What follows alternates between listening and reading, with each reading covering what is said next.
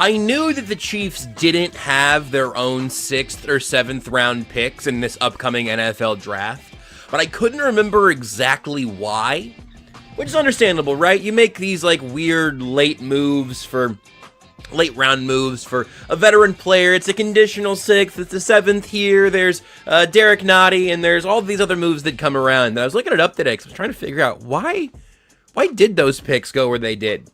You know why? 6th round pick in 2026.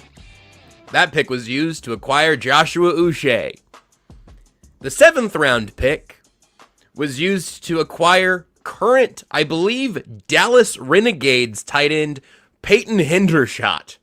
This is not a take. This is why you shouldn't trust Brett Veach. I just hadn't thought about Peyton Hendershot in a little while. So I wanted to get to put his name and his face in your brain as we roll on to look ahead to what the Chiefs can or should do this offseason. And we're going to go a little bit chronological here now because we are right around the corner from the NFL Draft Combine, which is partially Underwear Olympics and partially an opportunity to see the rumor mill start kind of moving. And I know, look, there's the official opening of free agency, and then there's a legal tampering period, and then before that, nobody talks. No one even sees each other. There are conversations all the way around. The Combine in Indy is the unofficial start, I would say, of the new league year, and the Chiefs have made one move ahead of even the false start of the new league year, and then, of course, have one major unknown and one unfortunate piece of news. We'll touch on both of those things here near the top, but if you're in the chat live with us on the KCSN YouTube channel, leave a comment, leave a like, say hello. Appreciate everyone who's doing that now, including Kanguru, who says hi from Germany. I was asking what time it is there. It's around 7 p.m. there in Germany. I could have done the math. I wasn't sure. Frankly, I wasn't sure if Germany was all one time zone. That was something I could have Googled, but not 30 seconds before the show started. So you know what? Let's just hear about it directly from the source. Around 7 p.m. there, which means I'm doing a night show again, just in Germany, and that people are hyped for the Olympics. They're happy with their medals so far. I have been loosely aware of the Olympics here. I know the women's hockey team just pulled off what I think was an upset, if nothing else, an incredible achievement. And the joy that I have gotten watching the Olympics this year has largely been just like, I was going to say 7 o'clock on a weekday, but a couple of nights ago, it was like 10:30, and I just turned on NBC with the antenna that's connected to my television. I didn't go to Peacock. I didn't go to the Gold Zone. I don't pay for Peacock. I don't pay for the Gold Zone. So I just turn on the antenna and see, what does NBC want to show me from this day in the Olympics? I think almost all of that is recorded and then played back later. I'm watching TV like it's 1980, and I'm enjoying it for the Olympics. I'm not so dialed. And the hockey team was one of the only things that I had, quote unquote, spoiled. And then this morning I saw the gold medal routine from the figure skater with the striped hair, whose name I should know by now, but just seemed to have immaculate vibes and could not make ice skating look easier than she does. This is obviously, of course, where we all expected to start today's show. That's my takeaway from the 3 minutes of figure skating I watched this morning. I like Alyssa Louie. Thank you, Brent. I appreciate that. That's who won gold with the striped hair and just a completely effortless vibe to her entire routine. If there is anything in this world that I am completely hopeless at, anything with any sort of coordination or competition or anything like that, now I'm afraid that I got the name wrong or that the spelling was wrong. Oh dear, I'll double check. If there's anything I'm completely hopeless at, it's ice skating, to the point that I now don't try. Like I never got my feet under me. It never made sense. The mechanics of it never added up. And so I'm not like a huge fan of skating as like a competitive sport. It does, whatever. I'm happy to see it every 4 years. I don't follow it closely. But it's one of those things, and then hockey has a version of this itself because it's on ice, on swords, where I am just like completely baffled by the fact that they make it look as easy as walking, or maybe easier than walking. Alicia Liu, gold medal I skate. This is not an Olympics or skating show. I have nothing but respect for our medalists. Also, just like every time I was watching some, like, I can't remember now. I think it was like the women's bobsled. It might have been the luge. I don't think it was skeleton, because skeleton's when you're facing forward, right?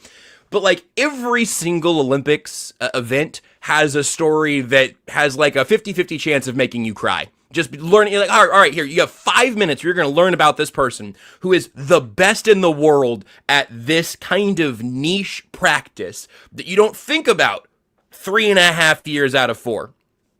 We have now 3 different spellings of the gold medal figure skater. Hold on, everybody. I'm Googling it. Alyssa Liu. Alyssaliu.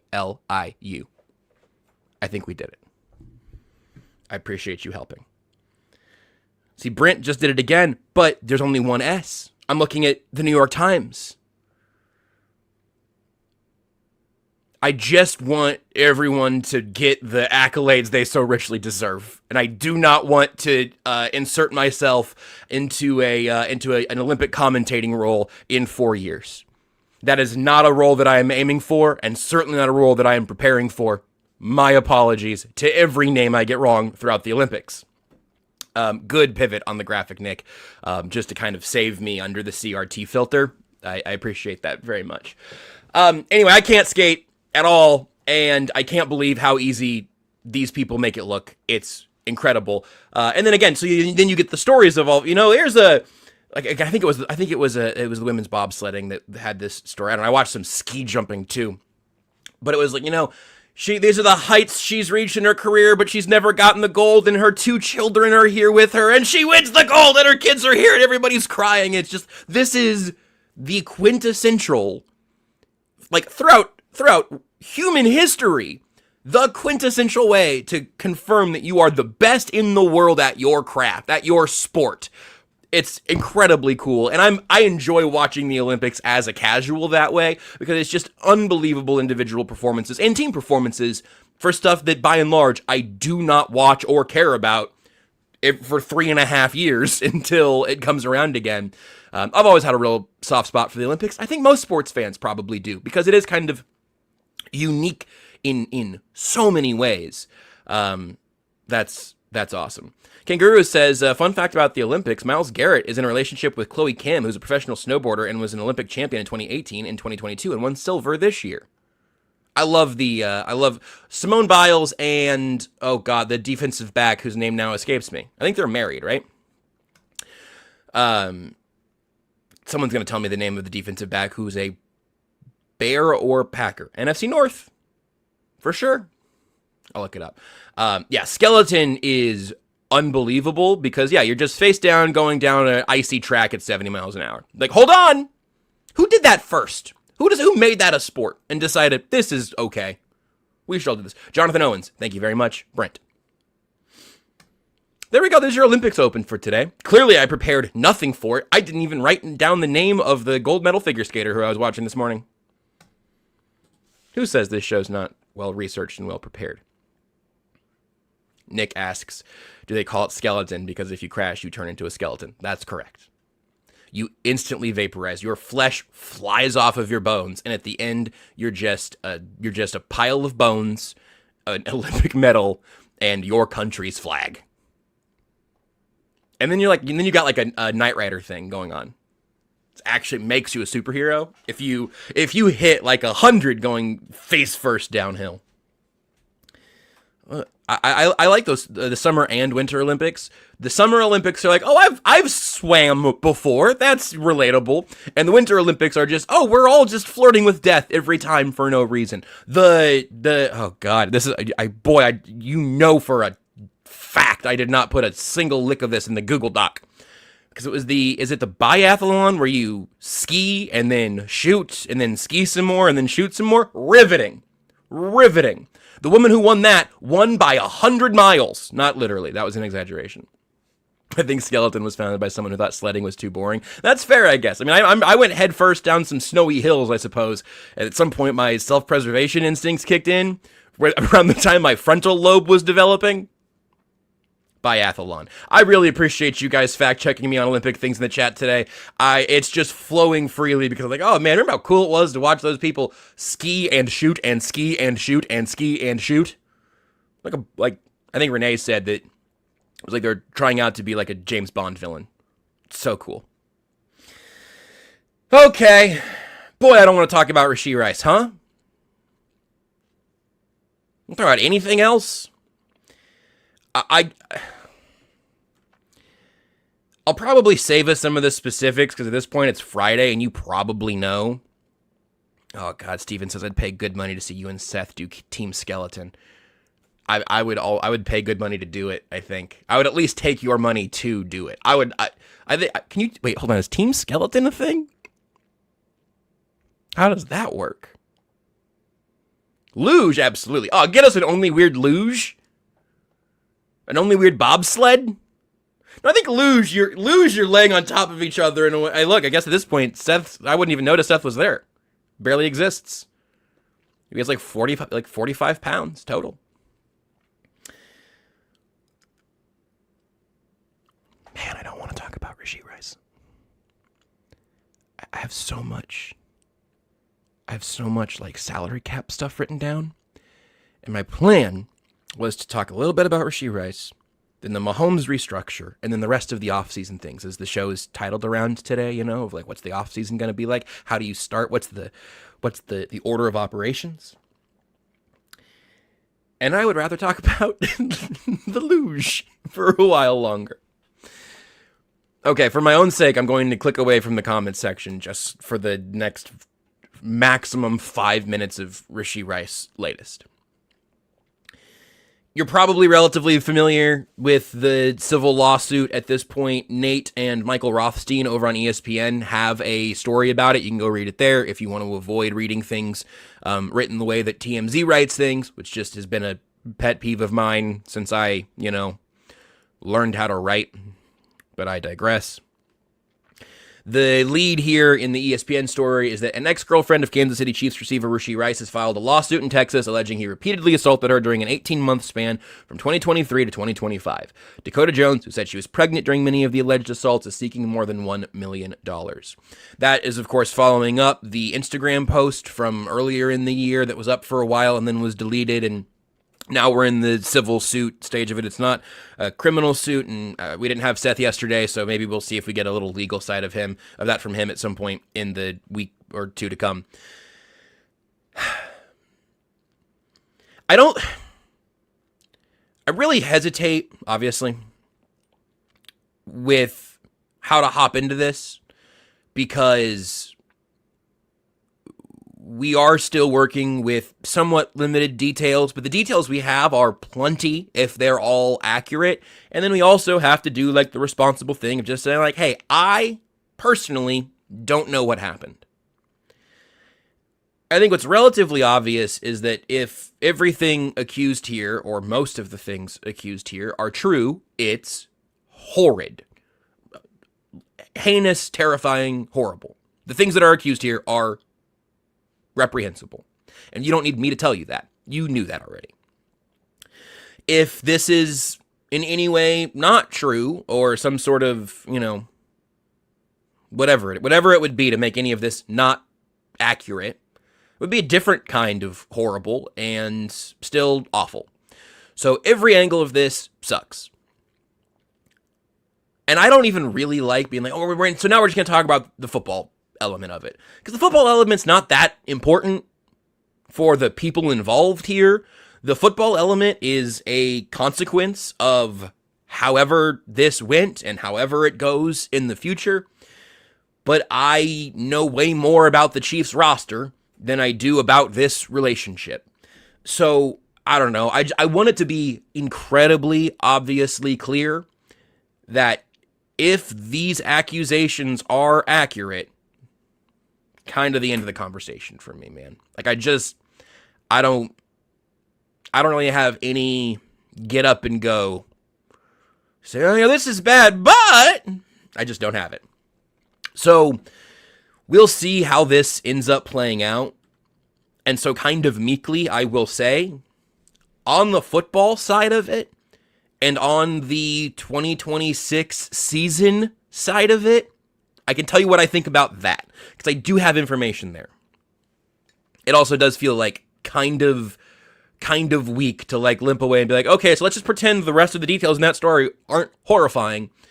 But I'm not a reporter and I haven't reported on it, and it's just the one drawback of doing regular radio shows or podcasts or videos or whatever is that sometimes you go to the microphone with less than all of the news. That happened, obviously, with the Instagram post that appears to kind of have led to this.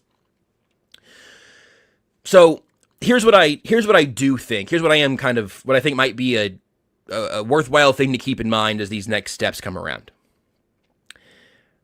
I'm assuming that Rashee Rice will be on the Kansas City Chiefs until or unless the NFL does something. I tried to think this morning about the last time where the Chiefs kind of decided on their own timeline, like, hey, we've had enough of this. I think it might be Damon Arnett, who had been on the team for like 2 weeks, and it was a futures off-season kind of deal, and he had just had one gun thing, and then he had another gun thing, and they just Splitsville. It was around, I think it was in January, and so that was the last one that I could remember where the Chiefs was like, hey, I don't need the NFL to tell us what to do here. Let's just move on. This simply is not worth it. And so I think the Chiefs' typical approach is wait and see. For better or for worse, that's just what it's been. It's, yeah, we're going to see how the legal system plays out. We're going to see what the NFL does here. We're going to keep our eyes open and quote unquote investigate or whatever, but we're not going to be the first movers here. So at this point with Rashee Rice, I'm kind of waiting on the league and to let the NFL do what they do. I think the Chiefs certainly could be proactive if they wanted to. Typically they and most of the teams around the NFL, if not virtually all of them, they're going to wait on the league to make their move and then kind of plan accordingly from there.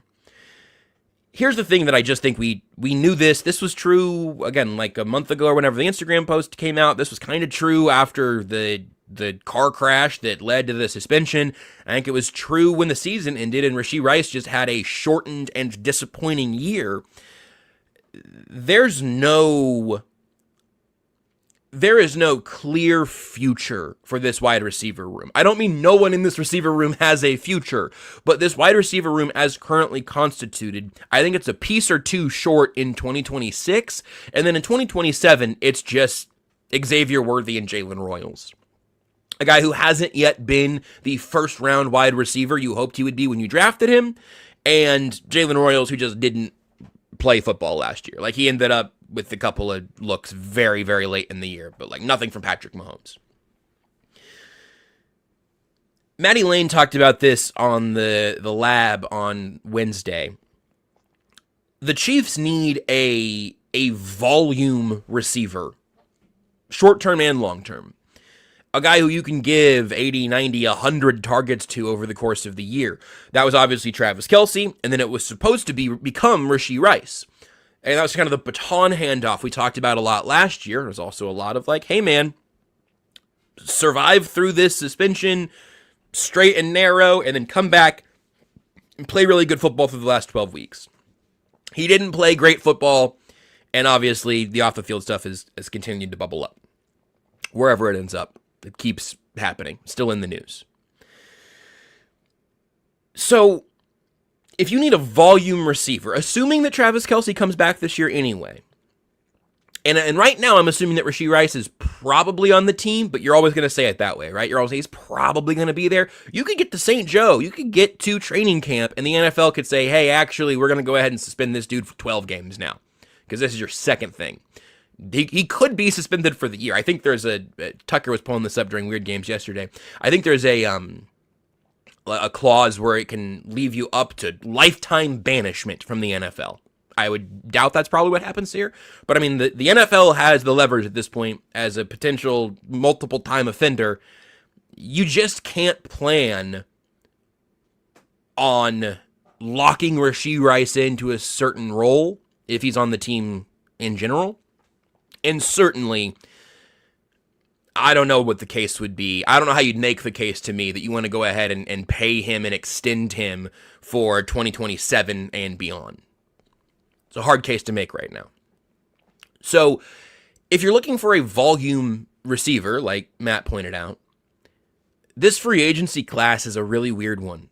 And this will kind of roll us into, I'm going to probably leave Rashee Rice here and kind of roll in. In fact, Nick, we can pull the lever and go to the graphic for today's show. Because even kind of leaving, just saying, all right, well, Rashee Rice, this is his last year in Kansas City if he's in Kansas City this year. Would be my assumption. If you're looking for a volume receiver and you're looking to the future and you want someone who's going to be able to be Patrick Mahomes' volume receiver for years to come, I don't think this free agency class is bringing that. Again, the lab guys talked about it being kind of a complementary group of wide receivers.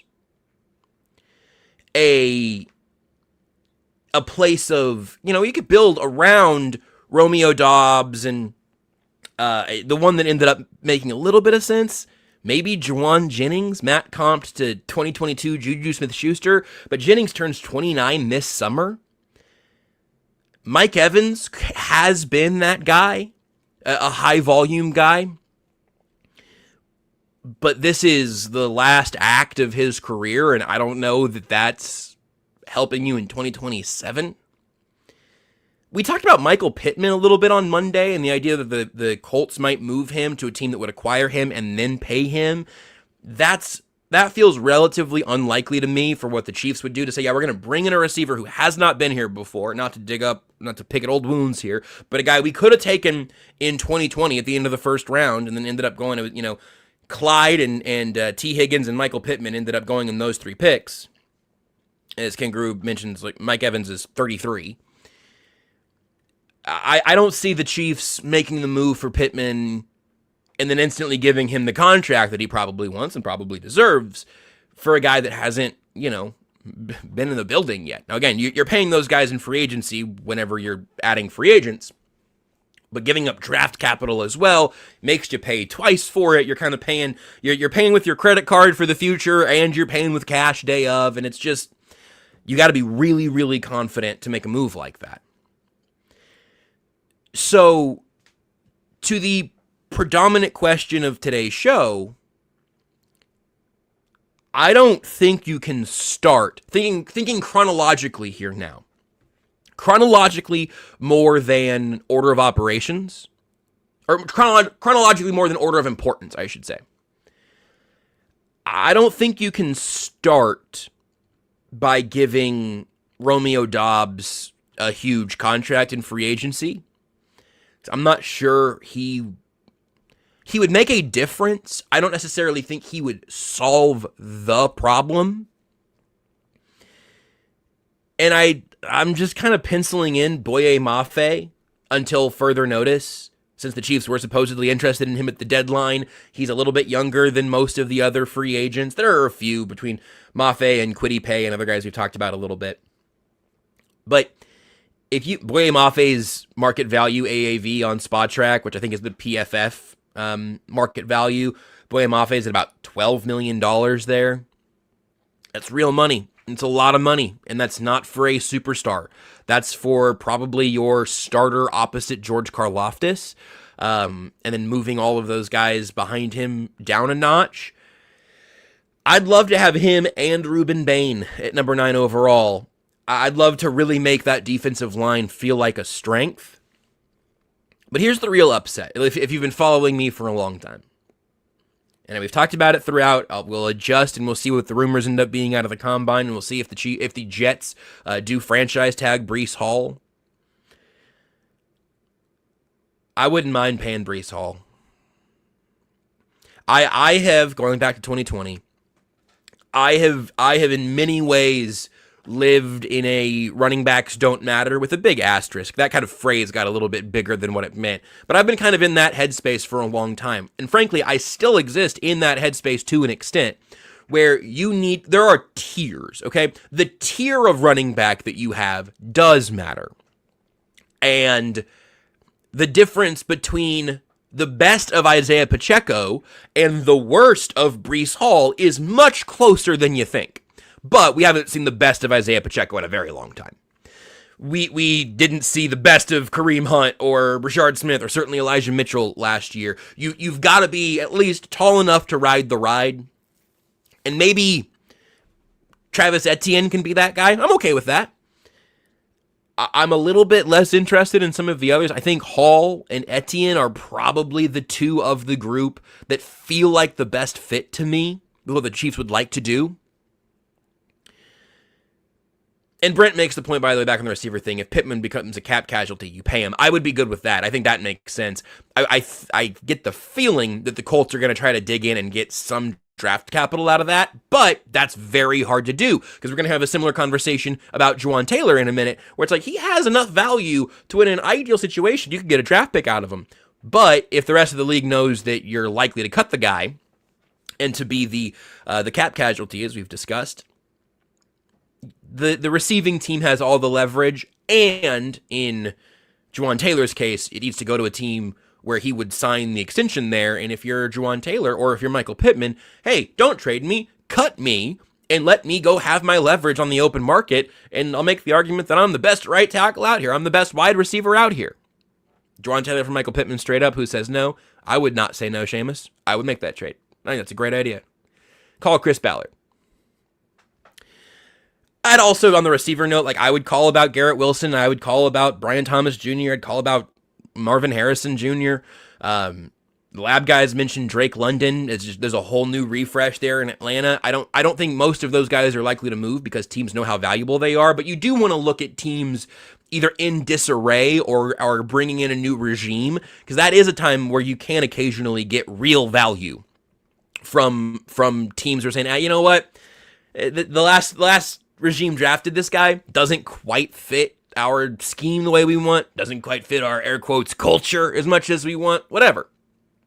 So anyway, we're back in the amorphous blob of the offseason.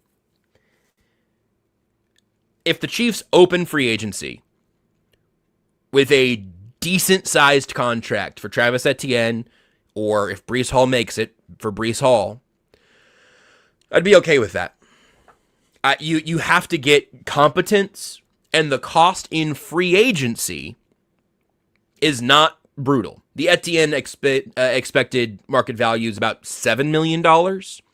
That's Mike Dana, you know? Like that, just in terms of what that buys you at other positions. So your dollar goes a little further in free agency at running back.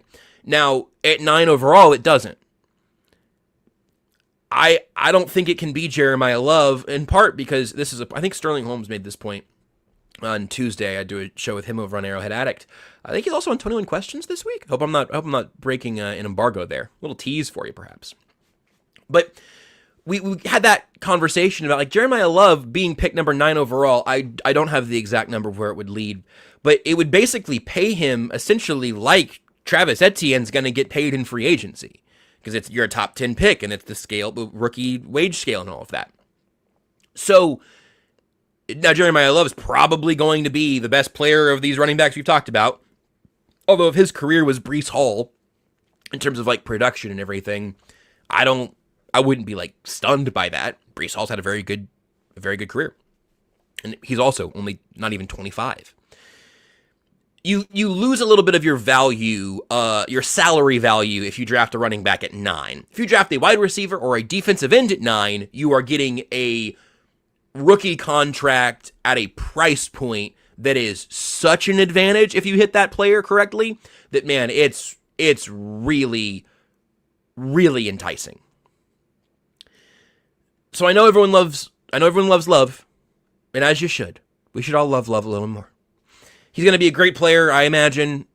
I kind of hope he's a saint, which means they don't take all of the nouns and proper nouns throughout this have gotten very confusing. I hope Love is a saint. I hope saints love.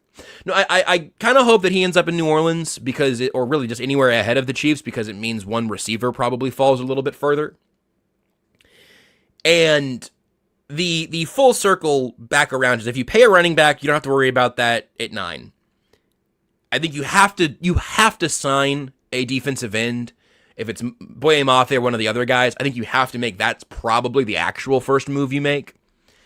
You just got to get somebody there. There's just not another starter right now. I think Ashton Gelati, you have every reason to be optimistic about him, but you need probably You need 3 defensive ends who you like kind of love, and you need 4 that you like.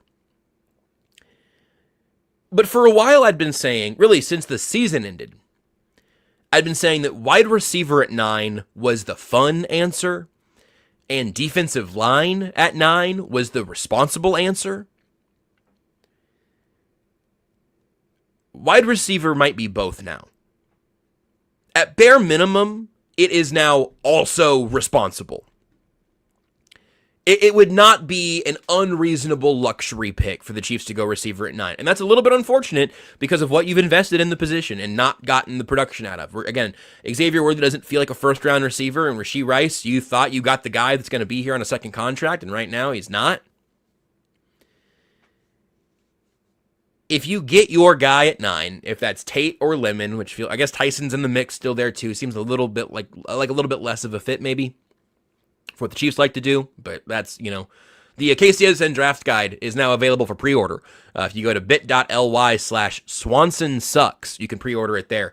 That's Swanson, like Kent, and then Sucks, like Sucks. It's a long-running, don't worry about it. Either that sounds very familiar to you, or it sounds new and kind of aggressive, and either way, it's fine. But I think going receiver at 9, knowing that your future at that position is so up in the air right now, and knowing that you are going to have Patrick Mahomes throwing passes to someone for a very long time, it would be different if you were a team that didn't have the quarterback yet. If you were a team picking at 9, and you didn't know, if you're the Cardinals picking at 3, if you're a team that doesn't like your current quarterback situation, or have a clear path to a quarterback upgrade this offseason, I don't know that I would take the receiver in the top 5 or the top 10. But if you know that your ceiling is Patrick Mahomes playing quarterback, I just don't want to live in a world where we get to 2027 and it's like, again, genuinely, Xavier Worthy, Jalen Royals, and 3 new signings or draftees. I'd like for him to have somebody he can fully trust, and they might not have that ability. Maybe 2027 is the year that it's just a bunch of rookies running with Mahomes in training camp, and we see him get his Aaron Rodgers on. I don't know. But I would like to make that transition as easy as possible, and obviously Mahomes isn't going to be out there, we expect, for training camp this year. Like, he'll be physically around, I'm sure, but not out there actually running the offense. It's just it's kind of a tricky place to find yourself in. Meanwhile, other bookkeeping issues here. The Chiefs did restructure the Mahomes deal. They did, I think, all that they could there effectively. Freed up a lot of space that way. Spread out that money over a prorated bonus. So Mahomes gets that cash now is in his bank account, but the salary cap hit gets split up over the next 5 years. So it makes sense. They'll keep doing it. They'll do it again. Either they'll restructure again next year or they'll renegotiate next year. Don't worry about it. The Mahomes contract has been a unfathomable success at every level, and this mechanism is what it's there for. So all good news there, which does ask the question of what's literally next. Like, between spending that money in free agency and today, what else can they actually do? Couple things that stand out here. One, probably cutting Jawan Taylor, $20 million in cap space if you do, but if that is what happens, I will have my heart ever so slightly broken, just a little bit, just a little pierced, because we talked about this on Weird Games yesterday. They talked about it on 21 Questions. Nate Taylor made the point of man, I could see a team talking themselves into, hey, here's a 5th-round pick for a real starting right tackle, and then we will negotiate his contract extension with him after he's here. The 2 problems with that, with the idea of trading Jawan Taylor. 2 problems are that, one, he has more leverage as a free agent, because if he's a pure free agent, he can go talk to 30 teams and get all of his offers and then just pick the best one, for oversimplifying it. If you get traded somewhere, say, hey, you're now on a 1-year deal with us here, the Tampa Bay Buccaneers or whatever, and I'm just picking a Florida team because he's from Florida and played at Florida and started in Jacksonville. But if one of the Florida teams says, all right, yeah, come here, we'll ship off a 5th-round pick, bring you in. He's 28 years old, which seems crazy. It seems like he's been in the league for longer than that. But we'll trade you bring you in for a 5th rounder, and then let's do this extension. Well, he could say ahead of time, hey, you can trade for me if you want, but I'm not signing an extension. I'll play for you for 1 more year, but I'm hitting the market next offseason. I want 1 more big contract. And he'll get one. If he hits the market, he'll get a good-sized contract. People go, wow, Jawaan Taylor got paid that much money? Yep, he's gonna. He's a good player with a total kryptonite in terms of the penalty issues. But a lot of players have the kryptonite of not being as good at playing football as Jawaan Taylor. I know it's complicated, but that's all true. So maybe he doesn't play ball that way, and he wants to get to free agency, and then the team says, we're not trading for him if we can't extend him. We're not giving him up a 5th-round pick for 1 year of Jawaan Taylor. So that might be enough to undercut it. And if the Chiefs hold and try to trade him for the most they possibly can, they're also holding his cap hit. And so you don't get those $20 million opened up to go on to the next thing. So I don't know that you can play that way, but I do kind of have it in mind. Then cutting Mike Dana frees up about $9 million. Cutting Drew Tranquill frees up $6 million. It seems like there's a chance they try to massage that or just try to avoid having to cut what could be their 2nd best linebacker on the roster. We don't know where Leo Chenal's going to end up, but I think you probably need that $6 million there. You could restructure Chris Jones. He's going to be here in 2027 either way, but you'd be pushing money into his mid-30s where he already has huge cap hits. So that's the risk there if you do move with Jones. Creed and Karlaftis both have pretty sizable base salaries this year, and they're also already going to be around for a long time. So you'd probably then be like hard committing to George Karlaftis through his age 27 season, which seems fine, instead of the age 33 season or whatever it would be for Chris Jones. Similar for Trey Smith. I know he just signed his extension, but he's got about $20 million in base salary. I think you could restructure that down, raise his 27 number. He's probably not playing in that final year of his age 29 season in 2028 on this deal either way. Like, you're probably either extending him beyond that or cutting him for that. Just another one to kind of keep in mind there. And I don't want to trade Trent McDuffie, but if they do, it would free up $13 million, his 5th-year option for this season. That would travel with him. And then, they'd tear it up, and whoever acquires him would pay him. It's a move you can make. There was a little bit of, I think it was Daniel Jeremiah who threw out the idea that the Cowboys might give up 20 overall for McDuffie. I don't think they will offer that, and if they did, I would have to really think about it. Man, I don't want to though, because we're talking about Chris Jones and trying to not overinvest in him, and then maybe trading Trent McDuffie. Like, they're not clearly the 2 best players on this defense by a country mile. It's really tough. But those are some of the names I just wanted to keep in mind as the Chiefs look to move some money around. A couple of things here from the comments, and then we'll take a break. We'll bring Nick in. I don't know if we've got a take Quake today or not, but it's just nice to have Nick hanging out, sharing his opinions about the world and things he loves, like mock drafts. Rocky says, Algier has about the same chance of busting a 20-yard run as I do. He can play the same role as he did in Atlanta, but not the starter. I have not taken a closer look at Algier this offseason, but I will tell you that this from Rocky is kind of how I felt watching him just like during the Falcons games that I watched last year, which I think was probably like a Thursday night game, and maybe there was another primetime in there somewhere.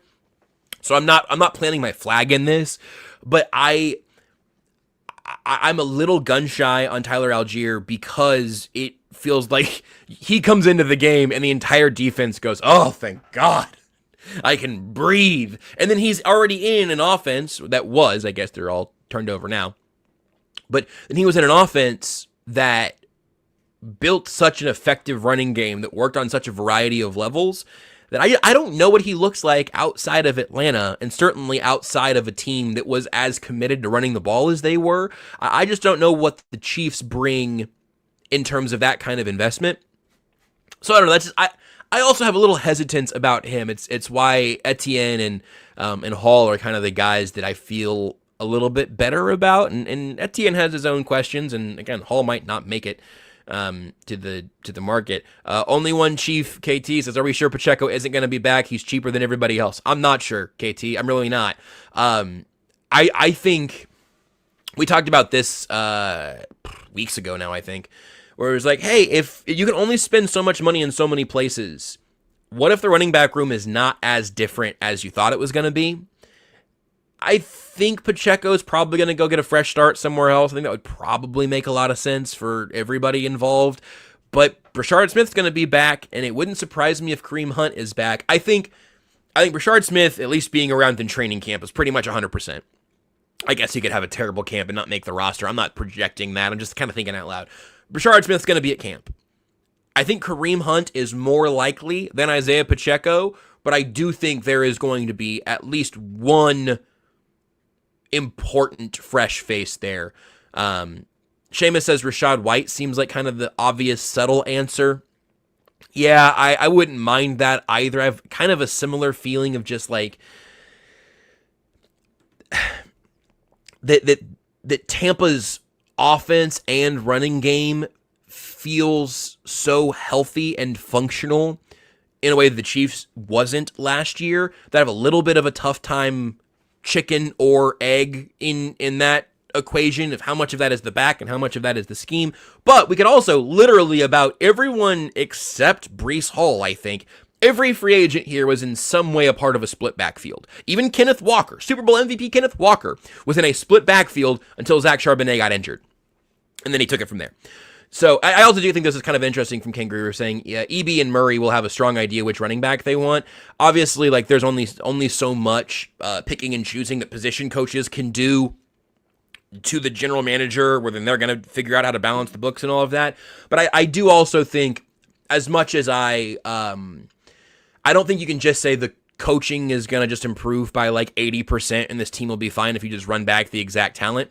But I do think it's reasonable to say, hey, the running back room is just going to function differently next year with Bieniemy and DeMarco Murray, and I think that is a very promising thing to keep in mind that I'm optimistic about. Okay, I've been talking for an extraordinarily long time. Let's take a break. We'll bring in Nick Springer, and no take quake, but you're going to be quaking in your boots when you realize what the Spring Dog's cooking up for you. We'll talk about that next.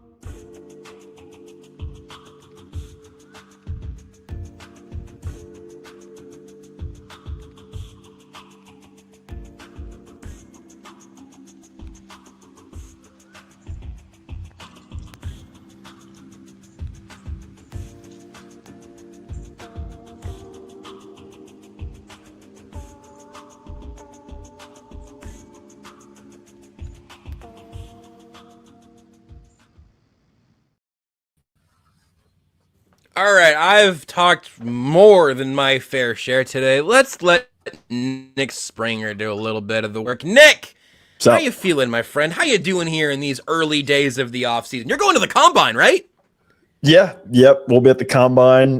Me and BJ and Tucker are going to be caravanning our way up there on Monday morning. So stay off the roads, maybe. I don't know. I don't know for what I should tell people in the Kansas City area on Monday morning when we're gonna be rolling up to Indianapolis. Yeah, it should be a fun time. Last week was cool. Indianapolis is a pretty fun city, to be honest. I enjoyed it. I think it's cool. The only downside is that it is in the Eastern time zone, which obviously that hurts my soul a lot. Being a proud Central time zone superior word thing. What's the word? What's the word I'm looking for? Elitist, I guess. Supremacist, I think. I don't think you want to be a Central time zone supremacist. I think that the word supremacist, in my experience, has almost exclusively negative connotations. So enthusiast. You could be a Central time zone enthusiast. That even seems less aggressive. I am a supremacist because I think all the other time zones Don't say it like that! You gotta say the whole thing! Okay, sorry. Which comment do you think you got from Tucker? I'm pretty confident I could get Whoa, hold Tucker on. in like the Say that 40-yard again. dash. Say that again. Say it slower. This is an excellent comment from Seamus. Read it again. Nick, which combine drill do you think you will outperform Tucker in? Oh no. Did I just get clipped? I think you might have gotten clipped. Welcome. You get clipped almost every time you're on. You got a pretty high clip rate.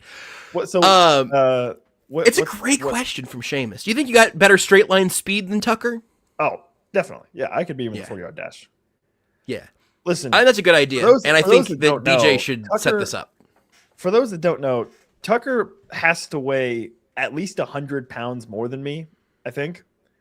And so in any sort of weight drill, I don't have any chance. Like this guy goes to the gym all the time, and I'm not constantly. I am thinking about entering my gym era. We'll see, but I haven't done it yet. I've been thinking about it for a long time. How old are you now? I'm 28. I feel like I'm 31 and my gym era hasn't shown up yet. I bought a heavy bag for the basement years ago and it looks great hanging down there. It's decorative at this point. It's like the heavy bag in my Animal Crossing game. It's purely decorative. So the point being on Seamus's question is that any weight related thing I'm not going to win in, but like cone drill, straight. I think that's the fun one. I think cone drill is the one that could be the closest. I agree because Tucker was an offensive lineman, so he's probably got some decent moves, decent quick lateral moves. So I don't think it would be a guarantee that I would win that one. But yeah, 4-yard dash, I think I could probably take him. Kangaroo says, we need a wide receiver. Nick or Tucker, who would you take? I mean, I do think to this question, I would take you as kind of an undersized Xavier Worthy type. I don't mean undersized like Xavier Worthy. I mean undersized compared to Xavier Worthy.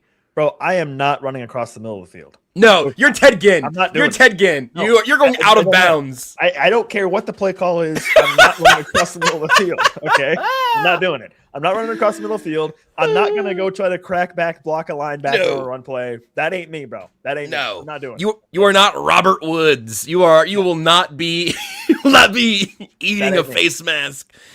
No. Yeah, that's a great point. I think if I needed a flag football wide receiver, I would take Nick. If I needed a football player for if I needed someone to wear shoulder pads, I would take Tucker. Listen, I played running back when I played Little League football up until middle school. Do you know why I played running back, Josh? No, why? I was so scared of getting tackled. They knew that I would run really fast if they gave me the ball. I was terrified of it. So they were like, okay, well, this guy is so scared of being tackled and he runs really fast. Let's give him the ball. He'll run faster. And if you run backwards, one of the coaches is going to tackle you. So your only option is to go forward. Right. Seamus says, Nick at wide receiver, Tucker at tight end, Nate Taylor at running back, offense fixed. Yeah, well, look, hey, Seamus, the only problem there is that you have not given a position to Greek god Seth Kaiser. It might just be strength and conditioning coach at this point. I don't know. Well, I got to be honest. I think if Mahomes threw like one of his, fastballs at me, it might take my head off, actually. Yeah. So, it could go through you, just leave like a hole in your chest. Yeah. Right. Yeah. So I don't think that would be good either. No, I think we would all be worse off for it, but I'm glad that we've talked about it. Where do you stand in kind of the offensive game plan here? Again, we've kind of gone order of operations versus priority levels. We are now like actually in draft season. So if I can ask you without you taking my head off, much like a Patrick Mahomes pass would to you. True. Yeah, absolutely. I think the Chiefs should absolutely look for a running back first. And here's why. With the Jeremiah Love situation, it is not a guarantee that Jeremiah Love is going to be at 9. Okay. 100%. That is not a guarantee. And I really hate the idea of sitting there and saying, okay, we'll just get Jeremiah Love. And then if he gets drafted ahead of you, you're left holding the bag with nothing. So I would say you absolutely need to go out and probably sign a running back first, which in my opinion would then eliminate you from drafting Jeremiah Love if he was even available, which I think is the right thing to do. And then at that point, it becomes, I think what you were talking about earlier, the question of, to me, it's really narrowed down to wide receiver or defensive end. And then whichever one you draft, you would presumably then need to go sign somebody in free agency the other way, right? So that could be the Chiefs potentially tipping their hand if they do end up signing, a D lineman, right? Or if they end up signing somebody, a wide receiver or something. I did think it was funny. You were talking about Romeo Doubs earlier. Romeo Doubs, by the way, he does not have a single season yet in his career with more than 60 receptions. Yeah. And you were talking about the Chiefs needing a guy that is volume guy. Yep. That's not Romeo Doubs. Nope. So it's not Romeo Doubs. It's not Alec Pierce. It's not Wan'Dale Robinson. It's not Rashid Shaheed. Right. It's basically Michael Pittman if you're talking volume. Yep. Or Tyreek Hill.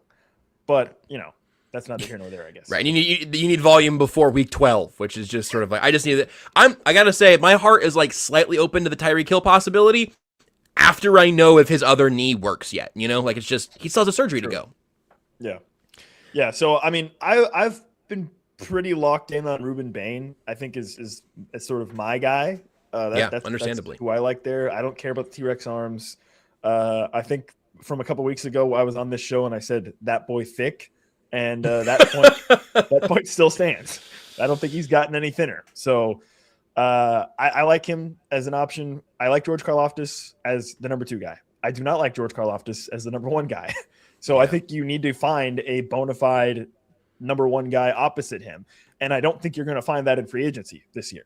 So to me, that means you need to draft him. And I think Ruben Bain kind of checks those boxes as the type of player that could fulfill that need. As far as the wide receiver position goes, I think you kind of nailed it with between Tate and Lemon. I'm leaning Lemon now more. I think he probably fits in a little bit better. The problem with Lemon, though, is that I think if you're drafting Lemon, is he the volume guy? I don't think so. I'm not really sure, I guess. I think Matt Lane does. I think he has become the Lemon truther of this household. He thinks he could be a volume guy? I think so, but I don't want to speak for him on that because I haven't dug all the way back in. But I think you're absolutely right on the order of all of that. The scary thing becomes like, what if their offseason is pay a running back, Boye Mafe, and Tyquan Thornton? And what's sort of unfortunately establishing itself either way. Nick is already sour on Lemon is pretty funny. Pretty funny there, Steven. That's a good comment. Also, I'm faster than current Tyreek Hill. No questions about you could outrun Tyreek Hill right now, I think, yes. 100%. The thing that's kind of scary is that you really need to hit at 9 and 40. Because to your point, man, I think there are improvements available at defensive end, but there is not a free agent defensive end, not a realistic one at least, who is available, who is better than George Karlaftis. If you want to improve on George Karlaftis, it has to come in the first round. It has to come at 9, almost certainly. If you want to improve on your number 2 receiver right now, maybe you can do that at 40. Maybe that can be Zachariah Branch. I'm just scrolling down through Jeremy Bernard, some of those like early second round talent, Chris Bell out of Louisville. If you can get one of those guys at 40, maybe you can go, if Bain's available at 9, maybe you can go Bain at 9, a receiver at 40, and that is, again, kind of the responsible way to go about this, but you lose the only chance you're going to have, hopefully, in a very long time, to get a blue-chip wide receiver prospect in the top 10. That's still very alluring, but also it's hopefully your only chance to get an elite defensive line prospect at 9, because I don't want the Chiefs to pick top 10 anytime soon. Is this a compliment from the chat? Chris in the chat says you two look like the odd couple. I think so. Okay, I'll take it. I'm going to Google it and see if I feel like I'm taking that too complimentary. Nick, one thing I've done recently that's really been helpful to my mental health is that I assume that every comment is either a front-handed or backhanded compliment. So if I just assume that they mean it as kindly as possible, it's good for me. It's good for how I think about them. Everybody gets along. Chris says he loves it. Up saying, I love you guys. Look at that. Boom. Thank you, Chris. Just assume that everybody loves you. Assume that everyone loves you all the time. Your life is easier from there. Love is the Saints. That's right. Yeah, I don't know. I love love, but I don't love love. I hope love is a saint, and not every saint loves. Right. Why is that so hard for people to follow? Yeah, I don't know, but I understand the thought process of presumably this is going to be the only time you're drafting the top 10 and for the next handful of years because you hope the Chiefs will be not ass. So that means that your chance of drafting a top 10 receiver is basically now. But man, I don't know. Like, I would say pass rush is more important, I think. Yeah. Honestly. Like, I just think like it's not great to fall back on the trope of like, well, Mahomes can make it work with not elite talent, which was kind of true until this past year, I guess. But like, I would rather have a quality pass rush, I think, because we saw in 2025 with Chris Jones aging, he can flip the switch for a game or two here and there, but he's obviously not the Chris Jones of 4 years ago, right? He's not going to be giving you, 15 sacks a season. And like I just said earlier about George Karlaftis is a really good number 2, but I think it's pretty clear now that he's not going to just magically turn into, a number 1 type pass rusher. So yep. I think that, and again, I don't think you're going to find that in free agency either. So to me, that this is your opportunity to secure a top end pass rusher for the next foreseeable future. And I think there are options that you can work with at wide receiver and running back, right? There was a comment in the chat who said that from Steven, who said that a legitimate running threat can make below average wide receiver play better. That's probably a fair statement as well. Totally. So you upgrade at running back, you maybe add a different receiver to the room, and then that hopefully plus Mahomes, you hope will make the offense be a little bit better in 2026. And on top of that, I think Steven's also understanding this, but just to like circle back on it, you can get a legitimate running threat in free agency. You don't need Jeremiah Love to reach that threshold of a legitimate, I think that's a good word, a good phrase for it. You need to legitimize your running game. It doesn't have to be Jeremiah Love to do that. And again, at this point, I just don't know that it can be him because you have such huge needs in those two incredibly high value positions. We talk about positional value and we talk about needs and we talk about them as opposites. We talk about them in different categories. In this case, the Venn diagram is overlapped so clearly. The Chiefs' 2 biggest needs at this point, I think, are at probably 2 of the most valuable positions in football. So, nobody's sitting there pounding the table saying the Chiefs need a top 5 run game, right? You just need a top 15 run game, to feel like pretty good. There's been all kinds of people, all kinds of different things that have been shown that, you don't need elite running game to have play action that works, right? You just need a running game, basically. Or you need Mahomes to understand that an RPO is a run-pass option, not a pass option, okay? So that's probably part of it too. But yeah, nobody's sitting here saying, well, you need to go out and have the best running game in the league. No, you just need your running game to be more complementary, and hopefully that would then free you up to be more effective in the passing game with Mahomes, right? Because you have Mahomes. And so I think that's where Seamus commented earlier about Rachaad White. I think that would be a great addition because you're not asking your run game to be the greatest run game of all time. You're just asking it to be not terrible, which is what it was. So if you make that jump, then all of a sudden, hopefully, you're in a position where the offense can flow a little bit better. You can, feel like you're able to be a little bit more creative with your play calling. If you're Andy Reid, in terms of utilizing play action, in terms of, your scheme with the passing game. And then you have Mahomes, and you just expect that Mahomes will cook at that point too. So, Chris also makes the point here in the chat mentioning Peter Woods as an option at 9. That's actually what Danny Kelly had the Chiefs doing at 9 in his mock from late in January. I've been meaning to mention this for a while, actually, because it's so funny. Have you seen the Dune movies? I haven't yet. I'm meaning to start them before the third one comes out. Are you a Dune guy? I've seen the first one. I read the book. I read the first book. Okay, perfect. Well, you can check my pronunciation on Shai Hulud. I believe, well, I'll tell you what I believe it means because I'm just going to read this directly. Danny Kelly's player comp for Peter Woods, the defensive lineman from Clemson, has some inside-outside versatility. It seems like he'd be inside more often, but could do both. His player comp is Shai Hulud. Much like the giant sandworms of Arrakis, Woods possesses incredible power and shocking agility and is attracted to the rhythmic footsteps of a quarterback's dropback. So his player comp is the giant sandworms from Dune. And I'd draft that guy at 9. I'd draft that worm at 9. If that was legal in the NFL, I think that would be a worthwhile draft pick. So I do think it's a good call from Chris. I do think we probably haven't spent enough time talking about him. Peter Woods is probably, I'm scanning to make sure this is accurate. I think Peter Woods is the reason that I say defensive line and not defensive end. Because if they love him and he's there at 9 and say, hey, we're going to put him next to Chris Jones, and then he's going to be the guy that takes over for Chris Jones, and we have another Chris Jones. Now that's your Chris Jones might be 2 of the giant sandworms of Arrakis. But I do think that there is a way where that's fine with me. That's very different than, taking a tackle, like an offensive tackle at 9, which would leave me apoplectic.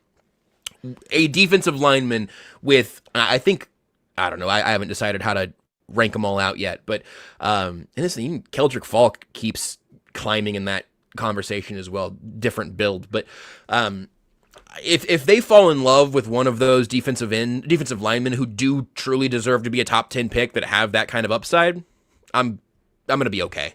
I wanted to be a blue chip player who Spags wants to play. Kangaroo in the chat asks, one important question in the run game is the following: how much of the struggle was on the players and how much was on the coaching? Well, let's look at it this way.